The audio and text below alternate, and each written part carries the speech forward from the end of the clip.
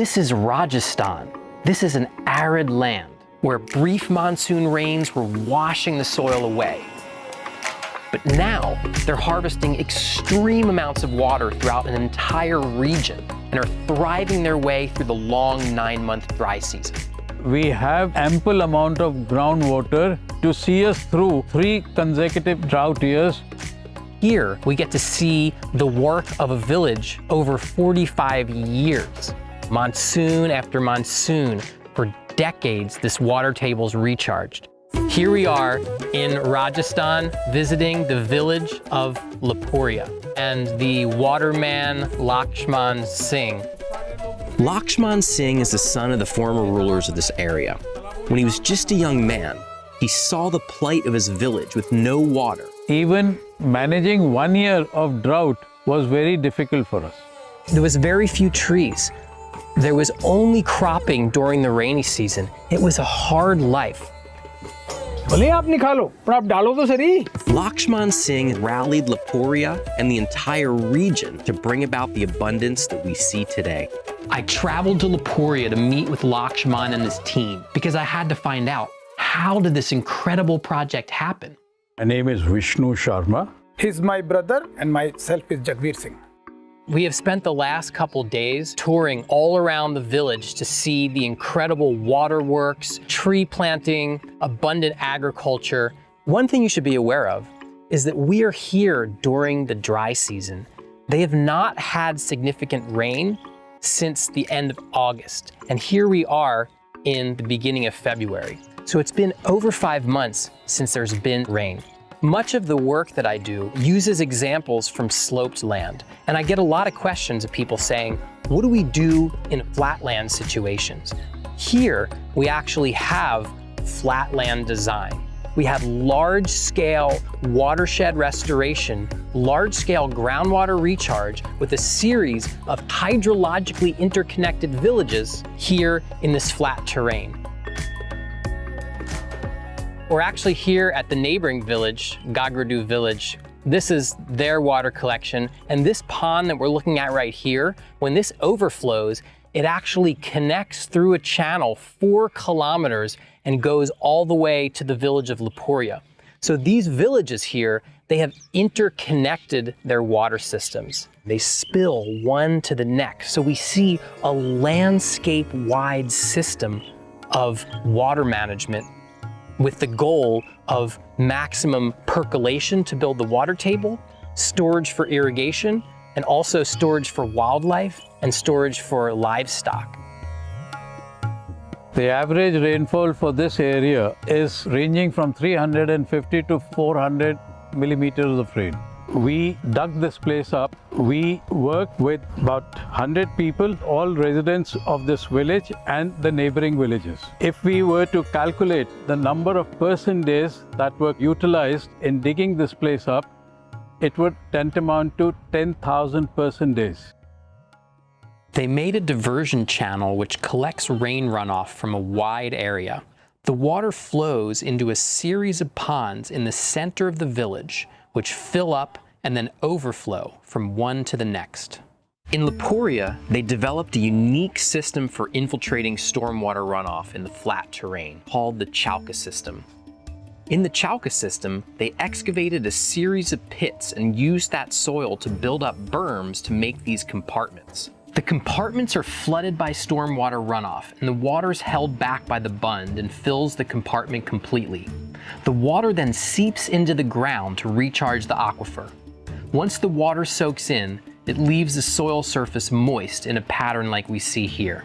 This causes grasses to grow in abundance, and so this area is used for grazing animals. Each compartment overflows one to the next, and finally, the whole Chauka system overflows into a larger water body. Prior to the interventions we did in terms of the Chauka system, this drainage line would only take runoff during the monsoon. You see, water has been retained resulting from infiltration percolation effects of the Chauka system. We're seeing water here. How long ago did this water fall as rain? In response to your question, water that you see today is not the heavy rainfall that got collected at the end of August. This is stagnating water now here, which is a result of our efforts of soil water conservation, including the Chauka system that we have done in the last 20 years. You see the two pumping sets, they have been lifting water from this one and irrigating their wheat fields. But the level doesn't seem to be going down despite the pumping that is taking place. Over the years, the infiltration percolation effect that has taken place ensures already enough water has been stored underground, and that will be lifted from the wells to help irrigate the crops. We are very sure that we have ample amount of groundwater to see us through for 3 consecutive drought years. Prior to that, even managing 1 year of drought was very difficult for us. This is Dev Sagar. Before they dug up this water body, the groundwater had gone down to a depth of 60 to 70 odd feet from the ground level. That was the depth to water. Over the years, with recharge, infiltration, percolation rate improved, the recharge in the wells, the levels have come up. And even if this year one was to go and measure in some of the open wells, you will notice that the water level is in the range of 5 to 10 feet from the ground level.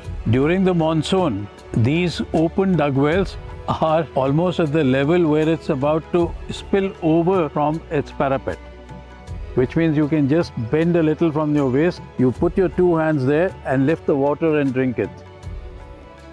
That is the situation during the monsoon months.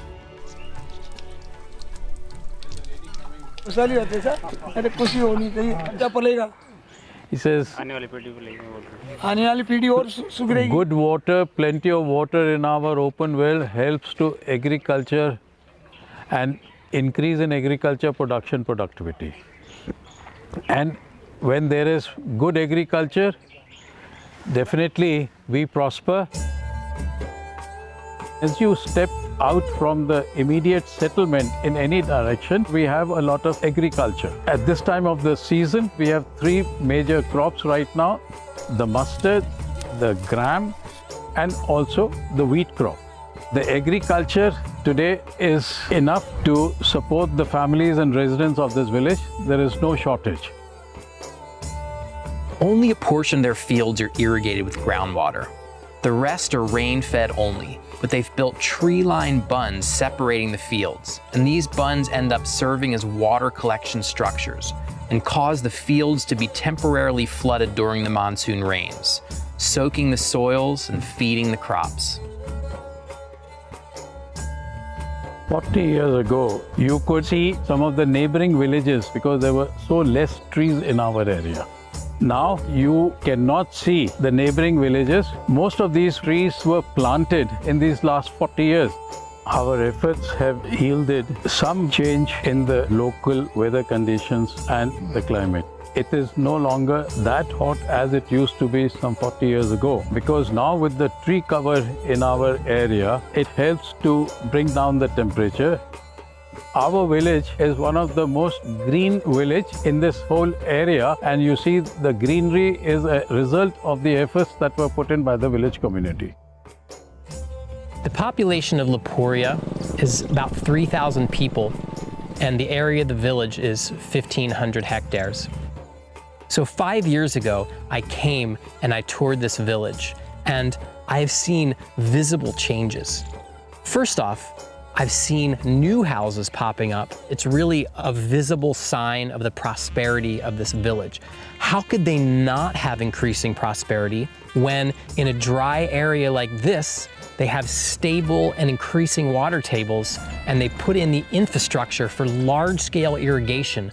As we made some headway and progress, we started to work in neighboring villages. Today, in the immediate vicinity of Lapuria, we are working in almost 60 villages. I feel a lot of gratitude. It's just been really incredible to spend a couple days with Lakshman Singh and tour the exceptional work of this village. People love and respect this man. Everywhere we go, people greet him with such warmth and It was really a pleasure just to experience the love between Lakshman and the people that he's served in the last 45 years. You have to understand that the physical work of Laporia is the product of nearly half a century of community social work. This was not a top-down development process.